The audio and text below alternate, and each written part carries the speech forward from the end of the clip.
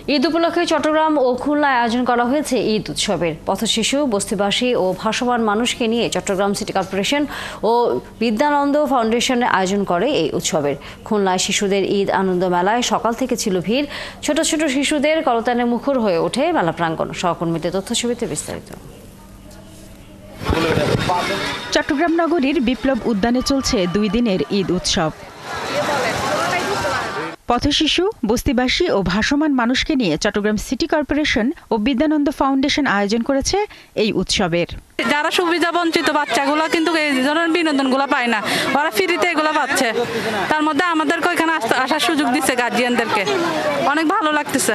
আমার কাছ থেকে কোনো টাকা নেই, আমরা চরকিতে, সব সুইমিং পুলে, সবগুলোতে আমরা সুন্দর মতো খেলছি। এখানে ঘুরতে আসছি, খানা খাওয়াইতেছে, আবার এখানে বাচ্চা নিয়ে ঘোরাফেরা করতেছি। সকালে এই উৎসবের উদ্বোধন করেন city mayor doctor Shahadat Hossain. ঈদের এই আনন্দটা আমরা যদি সমাজের প্রতিটি জায়গায়, প্রতি স্তরে আমরা যদি পৌঁছে দিতে পারি, সো এটা আমাদের মনে তাৎপর্যপূর্ণ হবে বলে আমি আশা করছি। আয়োজকরা জানান, সবাইকে নিয়ে ঈদের আনন্দ ভাগাভাগি করতেই এই আয়োজন।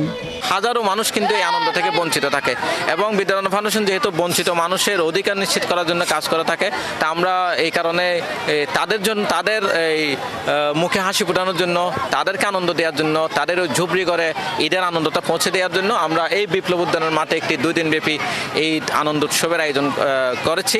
অন্যদিকে খুলনায় প্রতি বছরের ন্যায় নগরীর জাতিসংঘ শিশু পার্কে শিশুদের ঈদ আনন্দ মেলায় সকাল থেকে ছিল ভিড়। কেউ এসেছিল পরিবারের সাথে, আবার কেউ বন্ধু বান্ধবদের সাথে মেলায় আসে।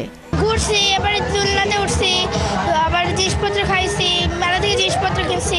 ইসলামি পাইছি আমরা 1000 টাকা, আজকের ওরে নিয়ে মেলায় ঘুরতে আইছি, আমরা খেলাম, জিনিসপত্র কিনছি, অনেক কিছু। এবারের মেলায় শিশুদের খেলার সামগ্রী ছাড়াও খেলনা ও দেশীয় শিল্পকর্মের স্টল রয়েছে। শারমিন স্বপ্না, 71।